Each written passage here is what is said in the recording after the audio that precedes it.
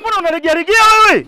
Wewe nitakutandika vichwa wewe mpumbavu wewe, usiniletee habari zako za kijinga. Nasema hivi, mtu nyumbani kwake agongi. Mimi siwezi kuuza mtoto wangu utakapojifungua wala mimba yangu kwa ajili ya pesa ama kitu chochote kile. Siwezi. Hapa pata chimika. Mimi Dar es Salaam nimekuja kwa nauli yangu. Njoo hapa mshenzi mkubwa. Ile mbaya tu. Nipe walau wiki moja tu. Nataka umwambie mumeo kwamba wewe ni mjamzito. Tena miezi hii miwili.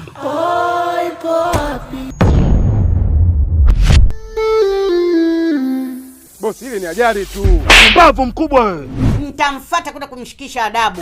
Unahitaji niandike historia gani ambayo nitakaa niisimulie dunia ili je nielewe mimi?